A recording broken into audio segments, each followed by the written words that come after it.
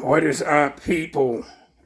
All my bass heads, all my car audio guys, all my people on social media, Facebook, YouTube. It is your boy, the OG Soda Pop Kid, Soda spelled with 2 D's, coming to you direct. Down here in my garage that I'm renting off my brother as usual. And I have some things to say here, man. You know what I mean? This is where I'm going to start off. Alright, there's mechanics out there that's actually afraid to work on my car because of all this stuff I have in there. They're scared. You know what I mean? When this is nothing but practical stuff, man. Technically, it's practical stuff. So, some stuff they should be familiar with up under here. This car has 4 alternators. So because of that, a lot of people around here. Now, you bass heads, you done seen more alternators than this. You done seen 5, 6, 8 alternators in bass cars. Ambulances got 2 or 3 alternators already in them because they're ambulances. And they run a whole lot of lights and stuff in them. So they come with multiple alternators. But an ordinary car like this, you don't see this many alternators. And every time I either show my customers at the barbershop tutorials on YouTube of this running and stuff like that, and my bass videos, they trip when they see 4 alternators up under here. You know what I mean? And most people who, when I'm at Advanced Auto Parts during the summer and I park and I have the hood lifted up, letting it cool off, that's why I be lifted up, because these engines do get hot. They're tripping about 4 alternators and all the gadgets under here. But these new school cars got way more stuff on them naturally. They got so much stuff under there, I don't know what's what. That's why on my Equinox, I don't touch anything under there. I'll take it straight to a mechanic. All right, and let them do it. Okay, we'll start there. All right, and so they're afraid to touch stuff under here when it's the same as it's been. You know what I mean? And technically, a mechanic, there's nothing under here for you to touch anyway, because mostly everything up under here I put on. I know what it's for, and I know how to bother it myself. I know how to do my own tune-ups. I know how to change my own spark plugs and spark plug wires. I know how to put my own distributor in. You know what I mean? I know how to rebuild my own Elderbrock carburetor. I know how to set the carburetor. That ignition coil, that MSD, you know what I mean? And these voltage regulators and all of these grounds and all of that, I put all this in there. I ran all that wire. I designed this alternator bracket. I designed it. I cut out everything. I did all the measurements, but I had somebody weld it. Soon enough, I'm going to learn how to weld myself. Okay? I put on my own water pumps. The only thing that I didn't know how to do under this hood, the only thing that I did not know how to do under this hood was the timing cover and the timing chain and the harmonic balance. But now I know how to pull all of those off and do all of that myself. I even purchased a harmonic balancer pulley from Amazon the other day. So I got my own harmonic balancer pulley. I'm doing a video, bro.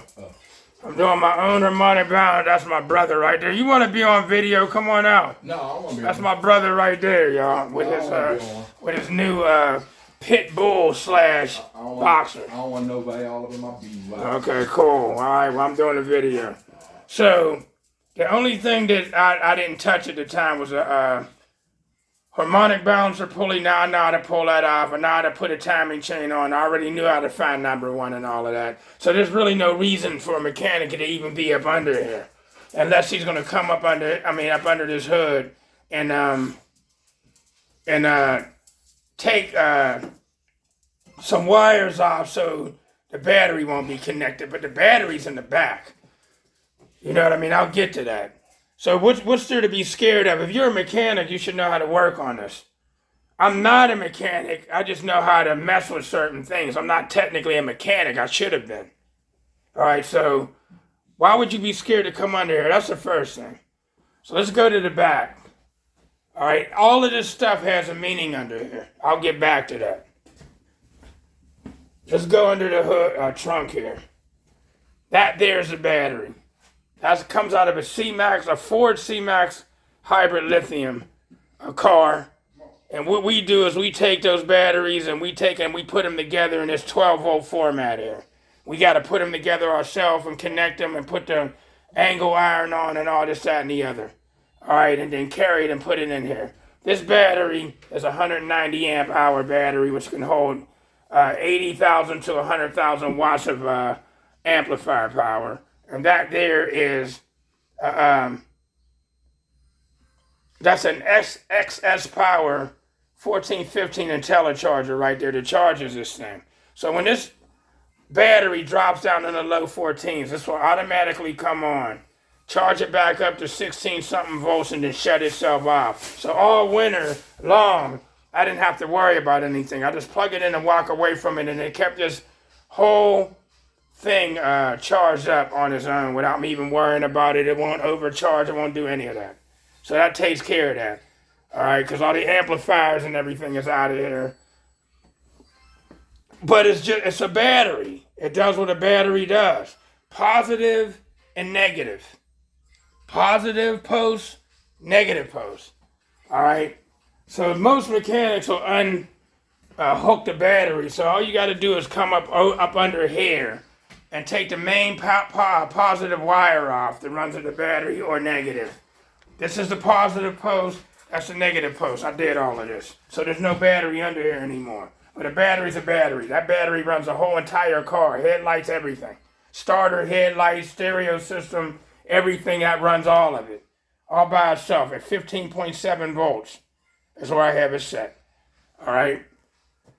So, this car is mainly for car audio competitions now. I only daily drive it when I want to listen to my stereo system. Other than that, it's for driving back and forth to competitions is what this is technically for, people. All right, it's not a show car for, say, like going to a regular car show, and these guys have spent $10,000 on the paint job and another $10,000 on the engine work and $5,000 up under the bottom of the car to get it all, coated and with the fancy welds and all of that, because technically ain't nobody going to climb under this car and look at nothing under the car. Oh, let's go look and see what the welds look like up under it.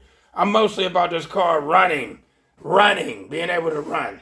So, let's go from there. This past Monday, I went out to Erie, PA, which is 2 hours and 9 minutes from Pittsburgh. I live in New Kensington, PA. It's 2 hours and 9 minutes each way away. It seems like certain mechanics are afraid to mess with this car. Like I needed some, let me go back a year ago.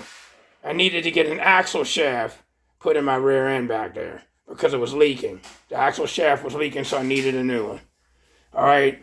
The mechanic that I usually go to, which would be Spearing's Transmission, he was pretty full.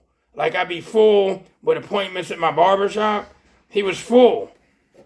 All right, so I got pointed in another direction and went to this one place that's right on 7th Street by the Valeros. And he was 3 weeks full. I had to wait 3 weeks to get in. Fine, I waited. He did the axle. And he decided, some mechanics, whenever they do something on this car, they want to walk around the whole underneath of the car and go looking at stuff that they're not going to fix. He decided he would look under it. When I went to pick it up, he was like, hey, you got holes in your frame on the passenger side. Where do you get it inspected? I'm pretty much like, what do you care? You don't inspect it. What do you care where I get it inspected? I brought it here to get an axle shaft in, and now you're concerned about everything else on it that you're not touching. Well, you got holes in the frame. He made it seem worse than what it really was, because when he told me that, I know that back in 2017, I got some framework done on the driver's side out in Ohio, in Ashtabula, Ohio, by P.J. Moore. And I didn't know at the time that frame that part was falling apart technically. I went out there to get some springs put on it, and he noticed that it was falling, that he hit the frame with a hammer and pieces of metal was falling out, a lot of it. So he decided to fix it right then and there. He went and did welds on it. Yes, PJ can weld. He welded, he did all of this and put the springs on, did it while laying on his back in gravel. Okay, since working on his car is so hard to do, this dude's only every bit of 5'7", 140 something pounds. And he laid on his back, put in them heavy duty springs, and welded all that frame. So I knew that work was done, but now it was the passenger side. I'm thinking, because this mechanic was like, hey man, you got holes in the frame, I thought it was worse than what it was, and that any given time, if I hit a bump, the whole frame was going to fall out. That's the way he made it seem. So, sometime later, I did climb under the back of this car when it was still down the storage unit and look for myself to see how bad it really was. It didn't look bad, rusty, of course. This is a 1984.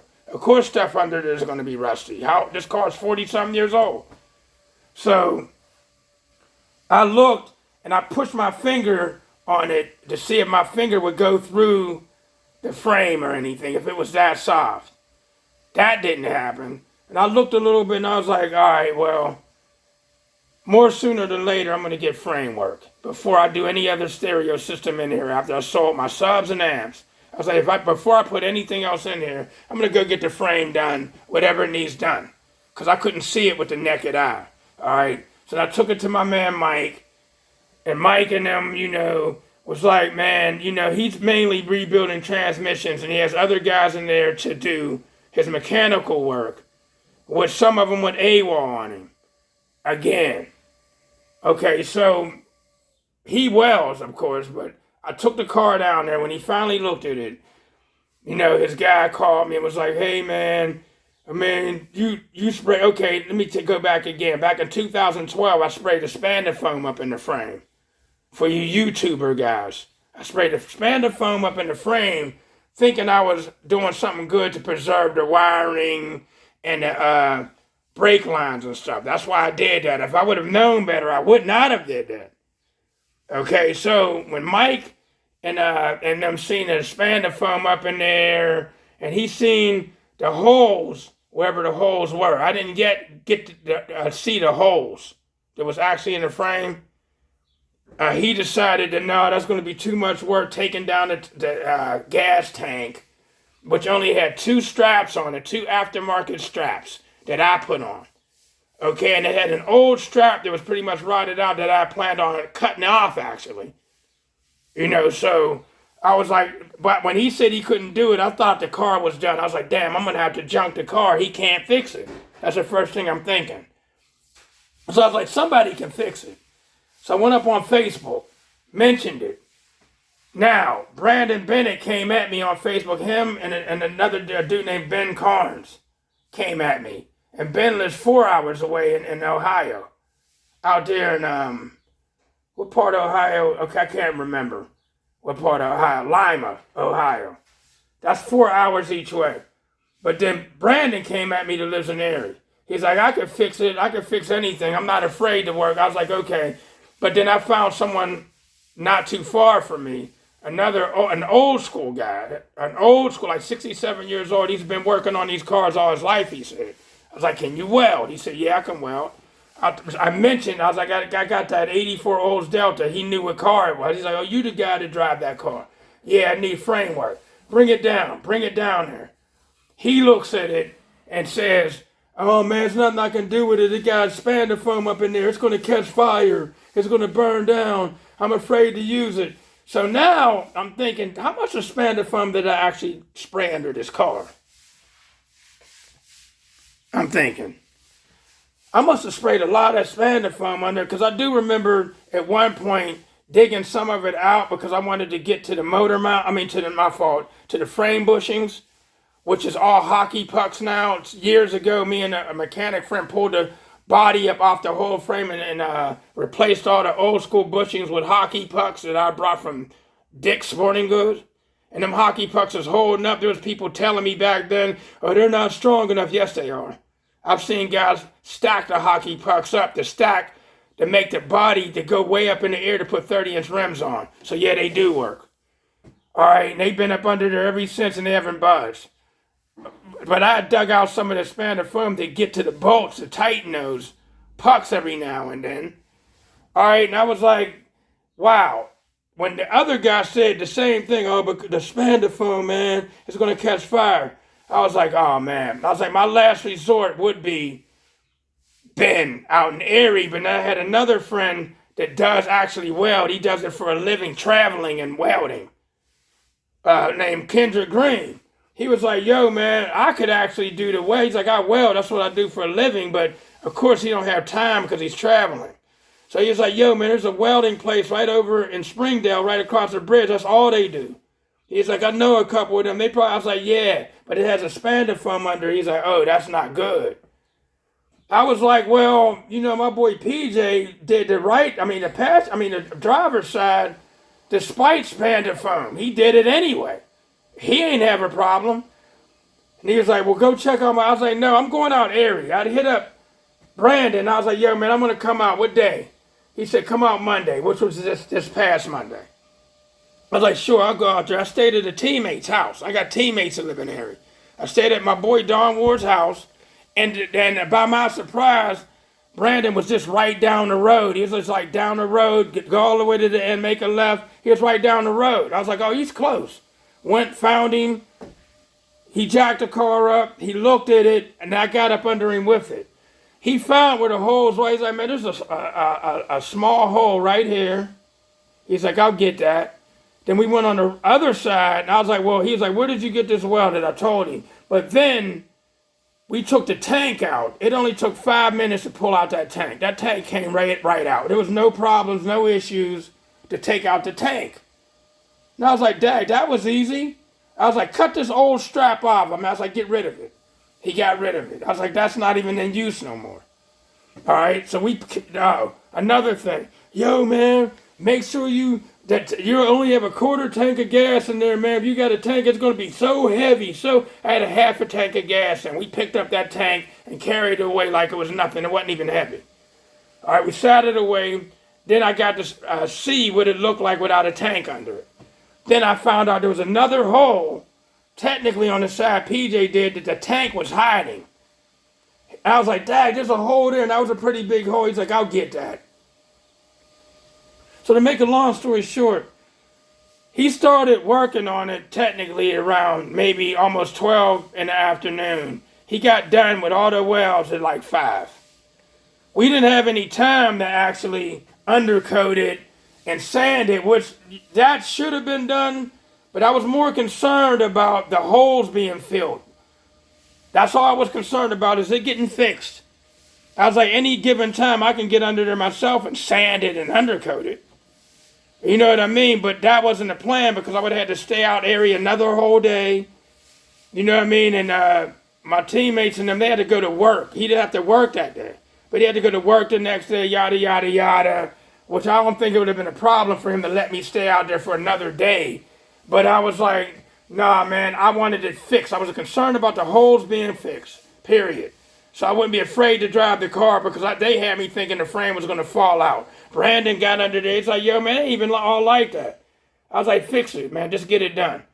And he put the welds under there now. A couple guys did mention on Facebook, hey, you should have undercut. Yeah, I believe y'all. But we have time to do that. I'll get to that. I wanted it fixed. I wanted it drivable so I can go back to doing what I do, people. So, I posted up on YouTube, and there's critics. And these kind of critics, they kill me, because when I was asking cats, like, let's take us some time back when I wanted somebody to build me an alternator bracket for 4 alternators. And guys were coming at me left and right.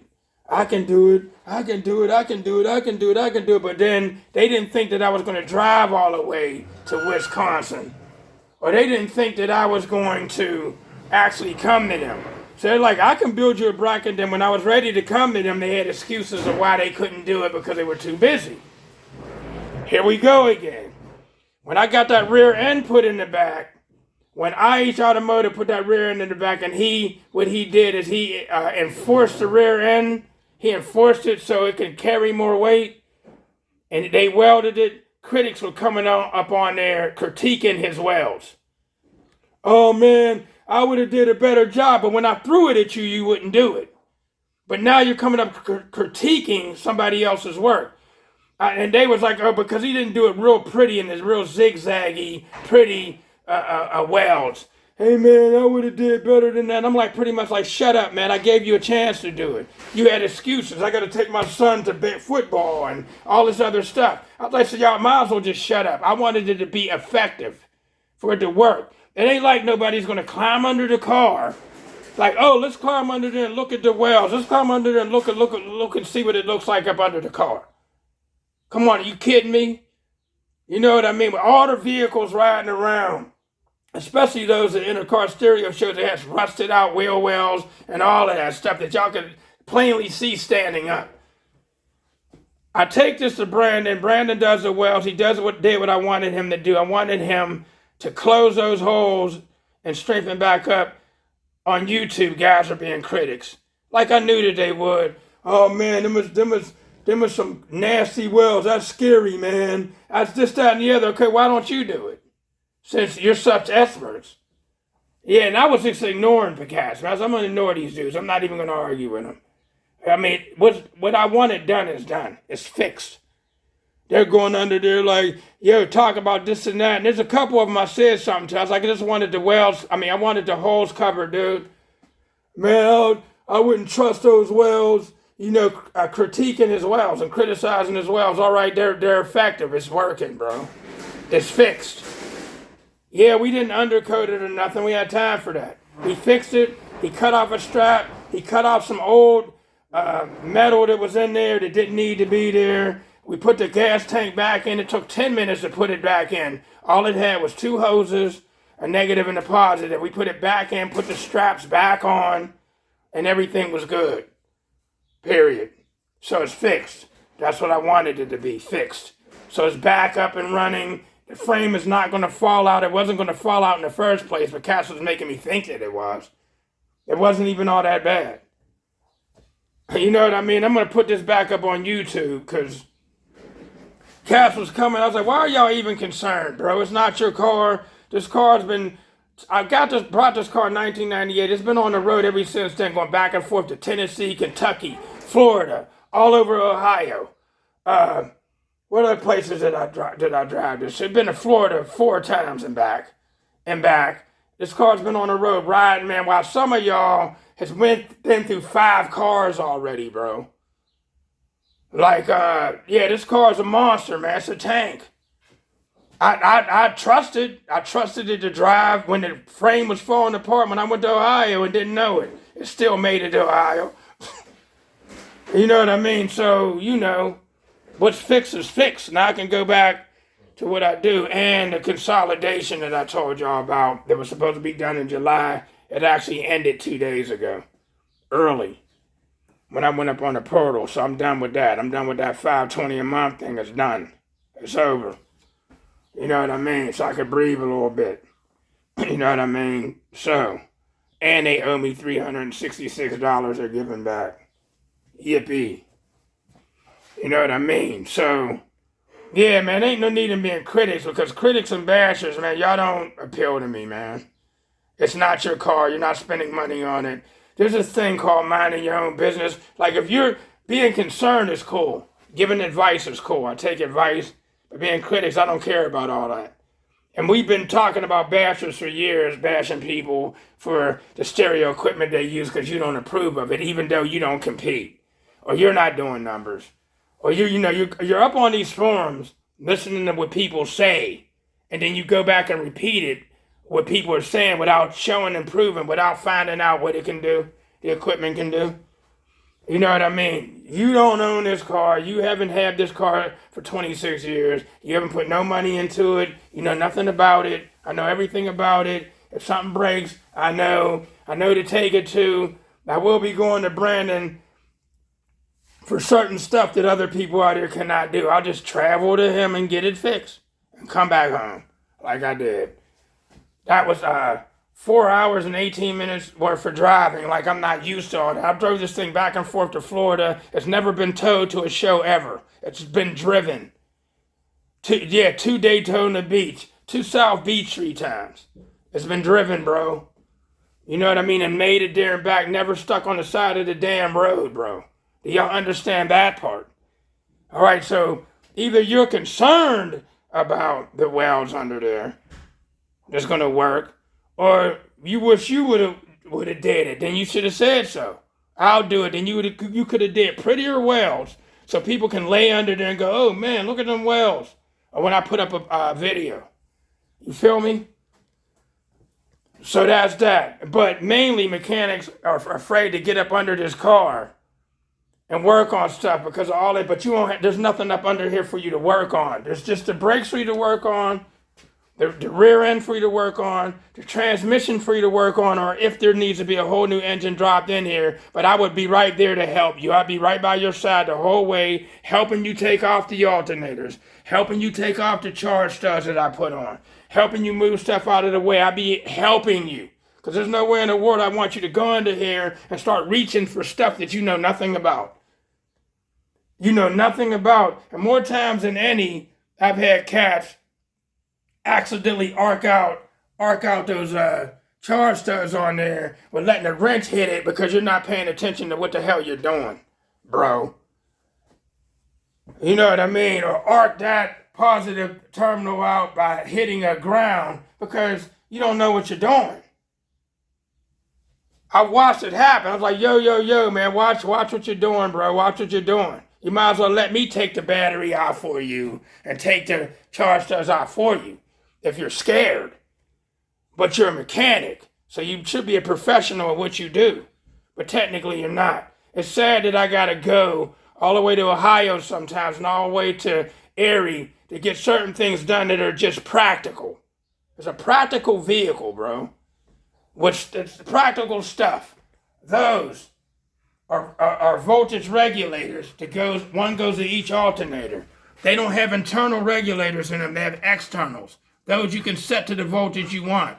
That's easy. If those break, I can just pull it off and put on another one. MSD, ignition. Y'all race car guys know what those are. But I have one because I believe they're more reliable than the regular ignition coil that goes up under that. There, and you got to reach over there, pull all of those wires off, take that cap off, go in there, unhook that. This is plug and play.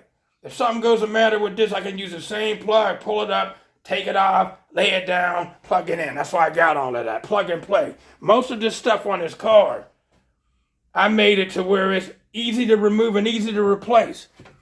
Down there at the power steering pump, I wanted a bracket on there that was easy to remove and replace. There's just three nuts and bolts behind there. I'll just reach behind there and take those off and this comes right off, man. All that stuff that GM did, all of that corny stuff that they did with all of them, that plate and all this stuff that was mounted to the engine and blocking this off and blocking that off, it was hard for me to even get the water pump off because all this stuff was covering it. So I got it to where everything is removable. GM couldn't think of nothing like that. If they would have just made everything practical, it'd be easy. Like I've been doing. Making it practical, easy to remove, easy to put back on. Very easy. You get it? I hope y'all getting it. Yeah, practical. That right there, those are for ignitions. Now you ain't got to run the ignition all the way up all the way through the dash, all the way down and trying to find somewhere in the fuse box to plug it in now. Ignitions. And them ignitions jump all the way to that ignition. That's all ignitions. See that? And I'm about to add another bar there, another bar right next to that to make more ignitions. And I'm about to put another bar next to this bar right there for more ignitions. So now it's just ignitions. That's all that sort of ignitions. Positive, negative. Period. There you go. Right there. Just that easy. Oh, and they were trying to criticize me about these straps on this radiator. Okay. The old shroud and the old shroud and all that was on there was nothing but a pain in the ass to get off. I came up with these metal straps here. See how easy that is? Just take those off and this will come right off and it won't move. See how it won't move, man. This ain't going nowhere. Some guys on YouTube Yeah, I jumped on there. It's like, yo, man, them straps and that cap, it makes all the rest of the pretty stuff don't look pretty. I was like, man, go ahead with all that, bro. Go ahead with all that. It's easy to remove, man. I painted them and all, man. You know. Boom. Hey, people. I hope you got something from this.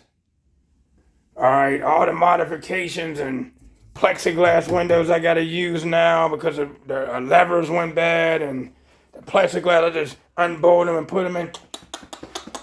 I just unbolt them and put them in, you know what I mean?